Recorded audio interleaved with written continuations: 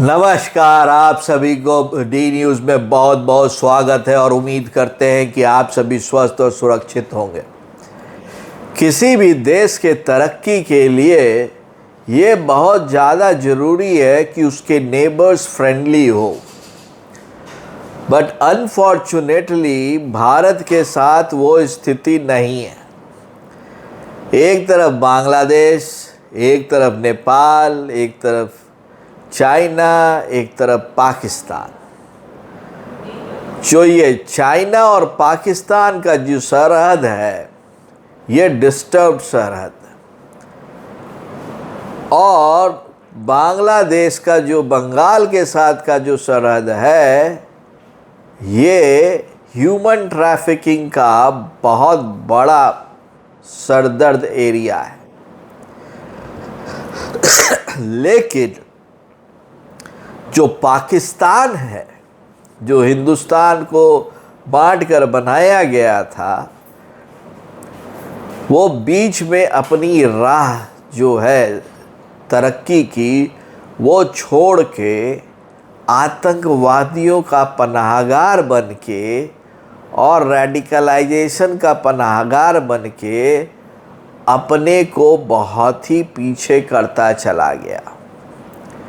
और उसमें जो सबसे बड़ा जो फैक्टर हुआ, वो हुआ वहाँ का कोई भी सरकार स्टेबल नहीं रहा और बार बार वहाँ की सेना को आके वहाँ की सरकार चलानी पड़ी। और आज हालात ऐसे हैं पाकिस्तान के कि वो इकोनॉमिकली बहुत ही कमज़ोर हो चुका है, जिसके चलते वहाँ पे बहुत ज़्यादा प्रॉब्लम आ चुके हैं। होता क्या है कि यदि एक तकलीफ़ होती है ना कोई, वो तकलीफ़ को आप ठीक नहीं करोगे तो उसका इम्पैक्ट होके दूसरी तकलीफ़ शुरू हो जाती है। और वही हुआ है आज पाकिस्तान के साथ। पाकिस्तान की इकोनॉमी कोलैप्स्ड है, वहाँ का एजुकेशन सिस्टम कोलैप्स्ड है, वहाँ का हेल्थ केयर कोलैप्स्ड है। जब पूरी दुनिया कोविड से लड़ रही थी और लॉकडाउन था, पाकिस्तान वो लॉकडाउन अफोर्ड करने की हालात में नहीं था। और वहाँ पे जो अर्निंग है जिस एक क्लास की, वो यहाँ है तो दूसरे क्लास की अर्निंग कहाँ है वो ढूंढने से नहीं मिलता। सो वहाँ वो जो कंट्री है, वहाँ पे यदि आपके पास पैसा है तभी आप वहाँ सस्टेन कर सकोगे। लेकिन प्रॉब्लम ये है कि आज से 5 साल पहले 100 पाकिस्तानी रुपए पे यदि आप 5 अंडा खरीद पाते थे, तो शायद आज आप 2 अंडा खरीद पाओ। तो महंगाई की जो मार पड़ी है पाकिस्तान पे, वो इतनी ज़्यादा पड़ गई है कि उसके चलते वहाँ के लोग बहुत ज़्यादा परेशान हैं। तीसरी चीज़ ये है कि पाकिस्तान में एक तरफ अफ़गानिस्तान, एक तरफ ईरान, एक तरफ भारत और एक तरफ चाइना है। ये 4 सरहद है। इसमें से एक सरहद उनके लिए दोस्ताना है, वो है चाइना। अब चाइना उनको सहायता करता है, लेकिन वो कर्ज के रूप में करता है। भारत अफ़गानिस्तान को सहायता करता है ह्यूमैनिटेरियन बेसिस पे और उसके पैसे नहीं लेता। जब अफ़गानिस्तान में तालिबान की सरकार आई और वहाँ भुखमरी की स्थिति उस वक्त पैदा हुई थी, तो भारत सरकार ने हजारों टन गेहूँ वहाँ पे पहुँचाया, जिसमें को रास्ते में बहुत तंग किया गया जब वो पाकिस्तान से गुजर रहा था। और यही हालत पाकिस्तान की है कि वहाँ पे एग्रीकल्चर डिपेंडेंट जो कंट्री तो वो है, लेकिन फूड इंडिपेंडेंट कंट्री नहीं है वो। चावल बहुत अच्छा होता है वहाँ, लेकिन वहाँ पे गेहूं की वैसी उपज नहीं है जो उनके पूरे देश को, उनकी सप्लाई को वो मैनेज कर पाए। वहाँ पे दवाइयों का बहुत बड़ा क्राइसिस है, जिसके लिए वो बहुत हद तक हिंदुस्तान के साथ ट्रेड पर निर्भर करता था।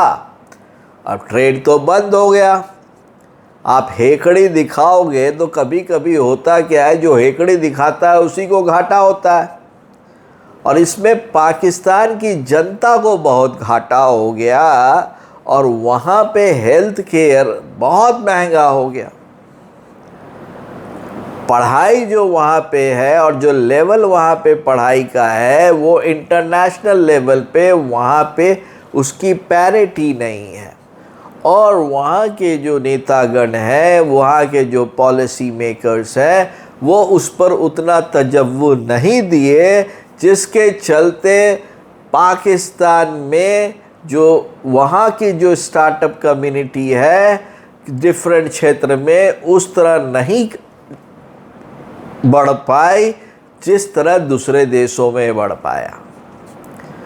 और जो अंत में जो सबसे बड़ी चोट लगी, बहुत आसान होता है सरकार चलाना।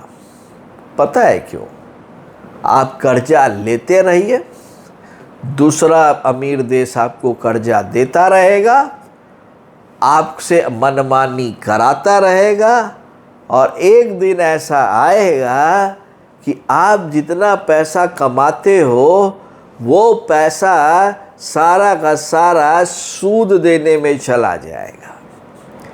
और यही कार्य किया हमारे चाइना ने पाकिस्तान भाइयों के साथ, और उनका पूरा का पूरा कमाई चाइना ले जाता है। सीपैक बनाया, अच्छा काम है। इंडस्ट्री लगाया, बहुत अच्छा काम है, लेकिन ओन कौन कर रहा है? चाइनीज़ सामान बिक रहा है, चाइनीज़ लोगों को नौकरी दिया गया। ट्रेनिंग दे भी दोगे तो क्या हो गया, मेंटेनेंस ज़्यादा महंगा होता है भाई। अपने देश में अपना डिज़ाइन, अपना डेवलपमेंट, अपना मैन्युफैक्चरिंग करोगे तो खर्च हमेशा कम होता है।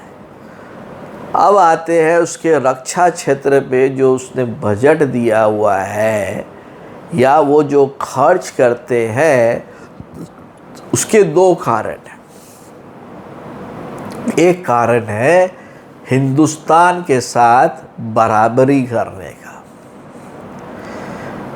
तो वो बराबरी के चक्कर में यदि आपको एक चीज़ खाना है, पैसे तो उतने ही हैं भाई, तो आपने क्या किया कि चाइना को बोला मेरे को पानी जहाज बना के दे दो, मेरे को J-10 दे दो, मेरे को ये कर दो, अपने विश लिस्ट खोल दिए। चाइना ने बोला कोई बात नहीं, यहाँ इस पेपर पे साइन कर दो। आपने कर दिया, आपको क्या जाता है? आपका काम हो रहा है अभी का, आपको पूरी जनता सपोर्ट कर रही है, आपने बोला बस हो गया, हमको इससे ज़्यादा तो चाहिए नहीं था। तो मेरे पास पानी जहाज आ गया, सब कुछ आ गया, बम के लिए भी तो पैसा चाहिए, मेंटेनेंस के लिए भी तो पैसा चाहिए। तो वो सेना अपना बजट से निकाल लिया। लेकिन आज आप IMF से और सऊदी अरेबिया, UAE से अब कर्जा लेने की हालत में हो, और कर्जा ले रहे हो। आज नहीं तो 5 साल बाद वो लोग बोलेंगे कि ये जो आर्मी को जो आप $10 बिलियन देते हो ना, वो $2 बिलियन कर दो, नहीं तो मेरा पैसा वापस करो। और जहाँ ये स्थिति आएगी, महंगाई और बढ़ जाएगी और विद्रोह होने की स्थिति आ जाएगी। इसीलिए हम लिख रहे हैं कि पाकिस्तान ख़त्म हो चुका है। यदि वहाँ की सरकार ठीक से रिफॉर्म नहीं करे, और ऐसा रिफॉर्म करे जो ग्राउंड लेवल पर काम करे। तो हिंदुस्तान को तो डरने की ज़रूरत ही नहीं है भाइयों और बहनों।